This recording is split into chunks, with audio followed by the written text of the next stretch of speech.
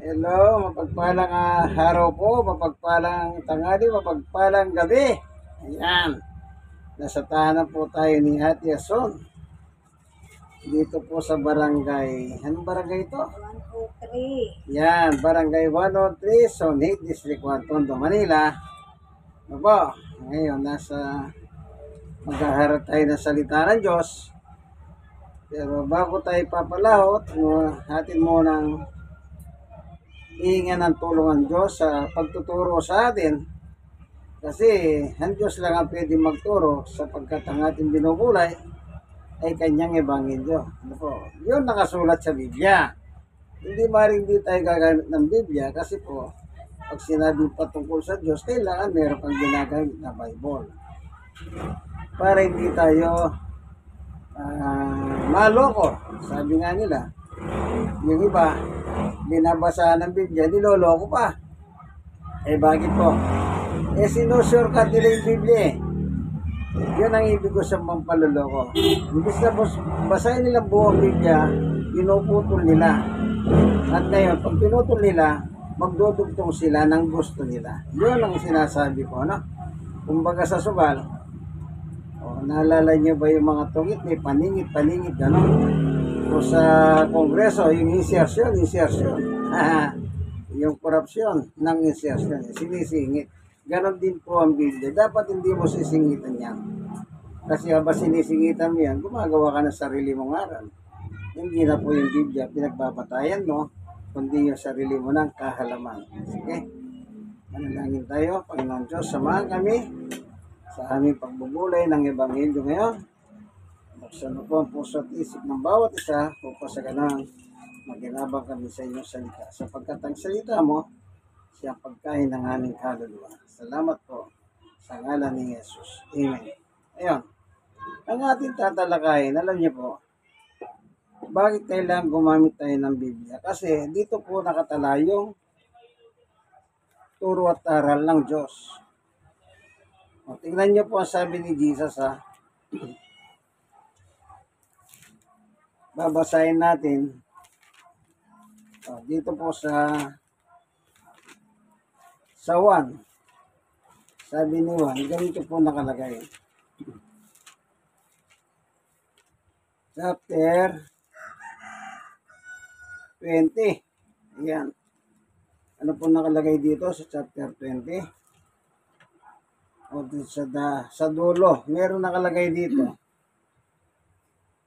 Sabi po, sa verse 30, marami pang mga himalang ginawa si Jesus na nasaksiyan ng mga alagad na hindi nakasulat sa aklat na ito.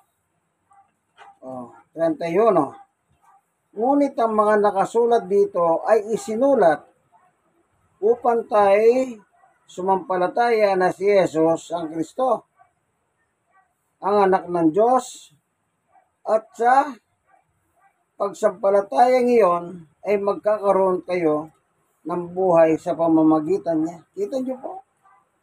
Yung Biblia, kaya napakahalaga po ang Biblia. Ngayon, pag nagtuturo ka, wala kang Biblia, o kaya may Biblia ka, pero minamagic mo naman, pinuputol-putol mo, ay hindi po nararapat. So, kailangan basahin mong buo yan. Gaya ng aking ginawa, binasa kong buo, yung chapter 20, verse 30 and 31. Wala tayong pinutol dyan. O anong sabi dito? Ang nakasulat dito ay isinulat upang kayo sumampalataya. Ito'y dahil pala ng pananampalataya sa ating Panginoong Yesus. Tignan naman natin ang Apostol Pablo. Dito sa Roma chapter 10 verse 17. Anong sabi naman ni Apostol Pablo? Kaya't ang pananampalataya ay bunga ng pakikinig at ang pakikinig naman bunga ng pangangaral tungkol kay Kristo. Paano ang tao magkaroon ng pananampalataya? Sabi niya, makinig ka. Anong papakinggan mo? Isa lang. Aral ng Panginoong Jesucristo. Pag yan ang ginawa mo sa buhay mo, kaibigan, hindi ka maliligaw. Pero yung ginagawa ng iba, binasa yung talata, puputulin sa gitna, tapos idudugtong nila yung gusto nila. Hindi ganon. Kaya tuloy ang tao, nililito mo. Gusto mong palitawin, mas magaling ka sa nakasulat sa Biblia. Ay hindi po pwedeng magaling ka sa nakasulat. Yung nakasulat na yan.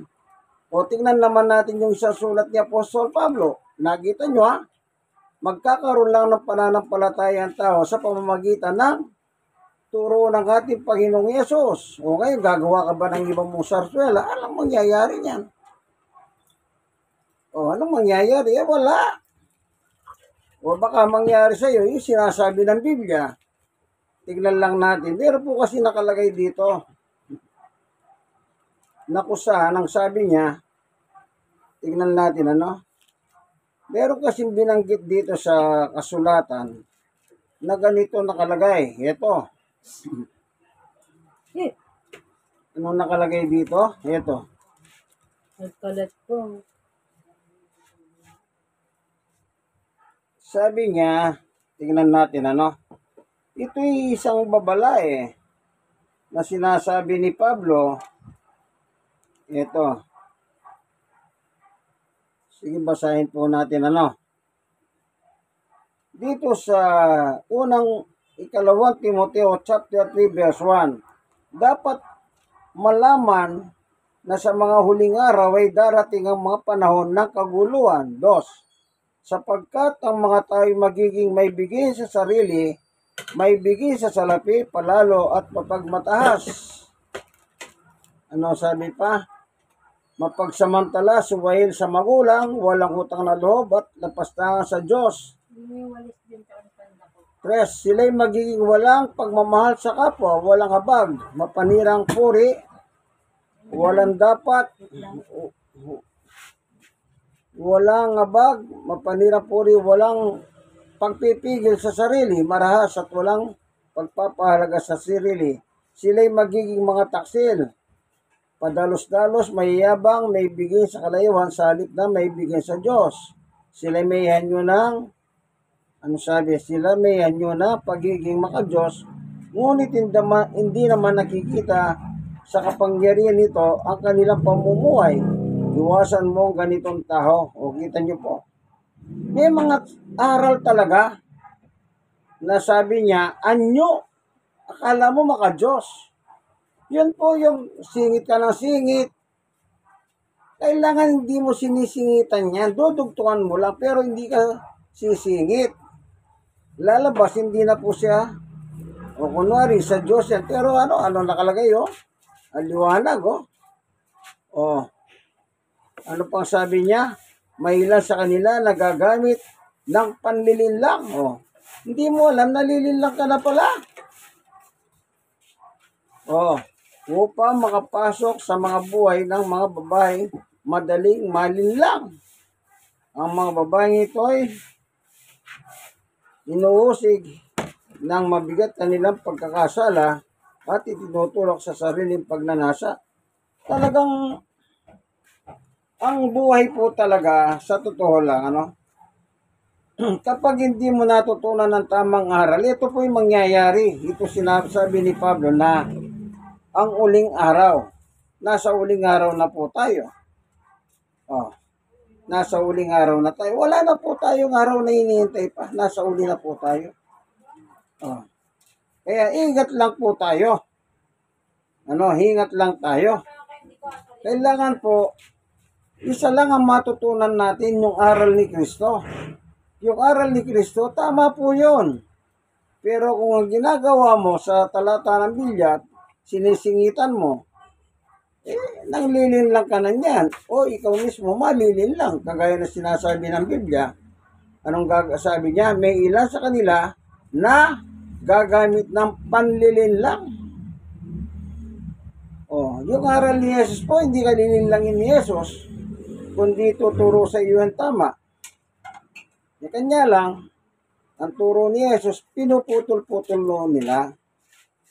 Ipipilit pa po nila yung kanilang gusto. Halimbawa, ang sabi nila, halimbawa po si Apostol Tomas, ang paniwala ni Tomas, hindi po natin pwedeng questionan si Tomas kasi po, apostol yan.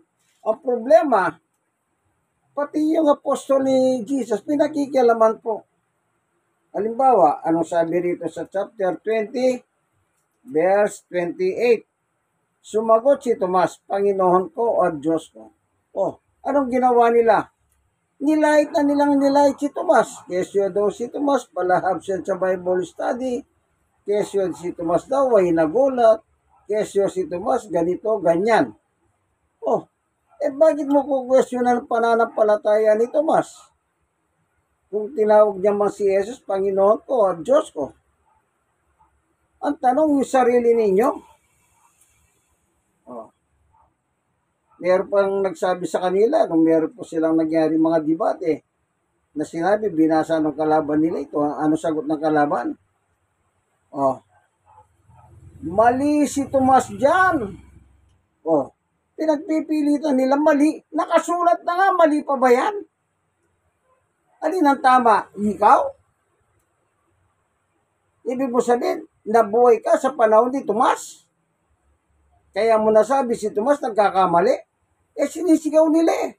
Nagkamali si Tomas dyan. Ganun sila eh. Saan mo mababasa ang mali ang sinabi ni Tomas? Itong paniniwala ni Tomas, hindi po siya nagkamali. Oh. Kaya nga sabi niya kay Jesus, Panginoon ko at Diyos ko. Ito namang bumibira kay Tomas. Ano sabi nila? Panginoon ko at tao ka lang, hindi ka Diyos. O, ganun silang bumira naman. Yun ang mali. Yung birada nilang yon. Na si Jesus ay Panginoon nila at tao na hindi Diyos. Yun ang mali. Bakit? Ikontra ka kay Tomas. Tinuturong ng Panginoon si Jesus, pero hindi mo sinasabing si Jesus ay Diyos mo, kundi sabi mo, hindi ka Diyos. O, sinong paniniwalaan mo? Si Tomas o kayo? Ngayon, ipipilit pa nila para gusto nilang panusutin yung gusto nila. Kesyo daw si Tomas, palahab siya sa Bible study. Bakit nabuhay ba kayo sa panahon ni Tomas? Kesyo si Tomas daw ay nagulat. Meron ba sinabi si Jesus, Tomas, magugulatin ka? O kaya sinabi kaya ni Tomas, ay nagulat ako. Wala naman eh. Walang mababasa pong gano'n. Kaya yung nakasulat po sa Biblia, sinabi ng Jesus, sinabi ng Diyos, sinabi ng mga apostol, tama yun. Huwag na natin babaguhin pa yung sinulat nila.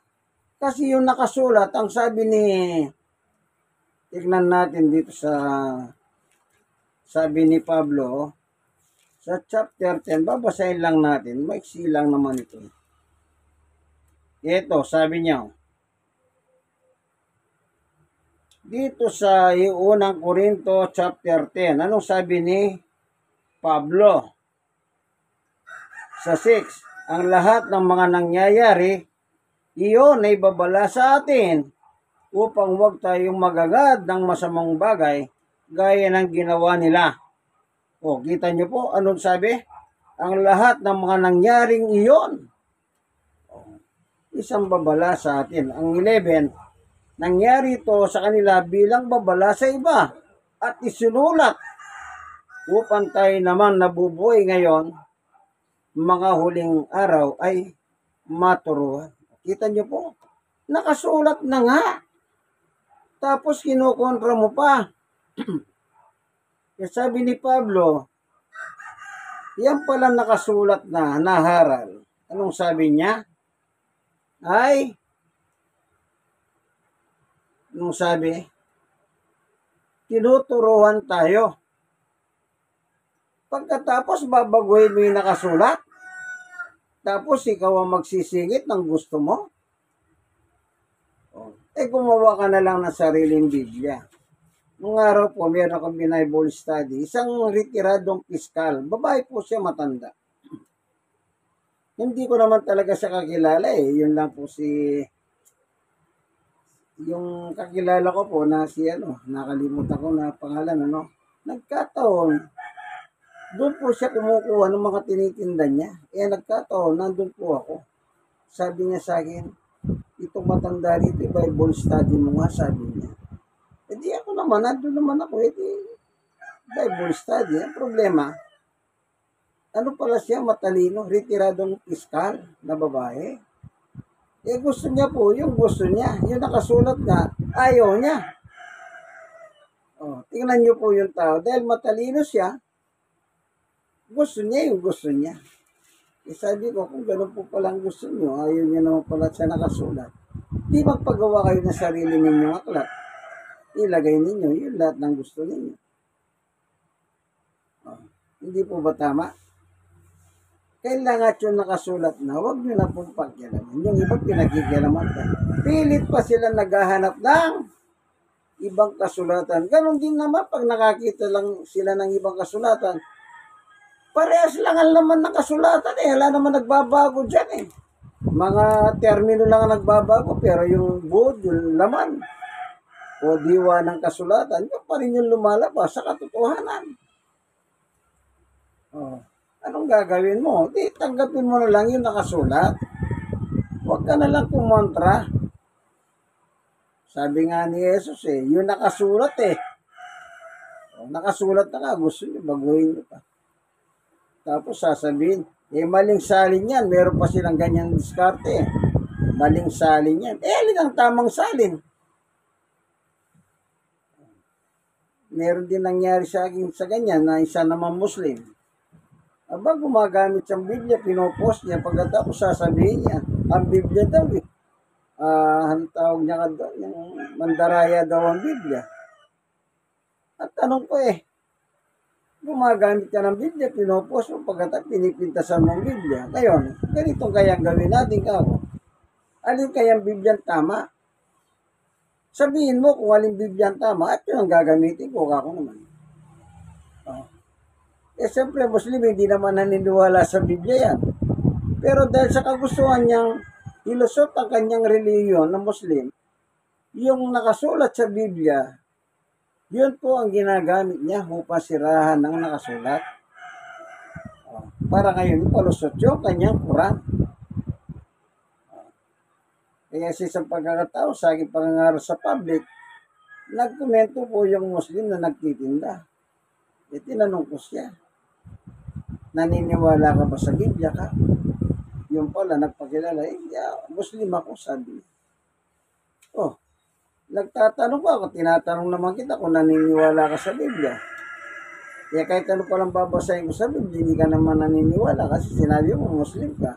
Eh di wag na lang tayo mag-usap. Oh. Siyempre, kung ano yung kaya yung mga ganyan, gumagamit sila kunwaring talata ng Biblia, po pagkatapos sasabihin, maling salin yan.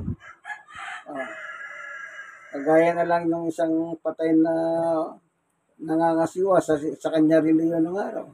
Ang ginawa ng yung naglilimbag ng dito sa UNAB, Philippine Bible Society, Philippines. Sabi niya, maling salin yung ginagawa niya. Eh pagkatapos nalaman ko, sabi niya, yung aking pinamimigay na Biblia, binibili ko doon sa tinda ko sa sinisiraan niya. Doon daw siya bumibili. Minsan nagpabili siya, alaga 10,000. Pinamimigay ko lang yan, sabi niya. Oh. Tapos pipintasan mo yung gumagawang Biblia, doon ka pala bumibili. Hindi ganon. Kaya ang sabi sa Biblia, kaya nga naisulat yan upang tayo mga nabubuhay ngayon sa huling araw ay maturuan. Kailangan po tayo matuto. Tingnan natin si Jesus. Doon sa Mateo po, sabi ni Jesus, chapter 28. Tingnan po natin ano. Ay, 28 ba? 11 yata. Chapter 11 po. Tingnan po natin. Sinasabi ni Jesus, come to me, all of you. Merong nakalagay dito kasi doon eh. Basahin natin ha. Ito. Sa Mateo 11, 27, 28, 29. Ibinigay na sa akin ng aking ama ang lahat ng bagay. Walang nakakakilala sa anak, kundi ang ama.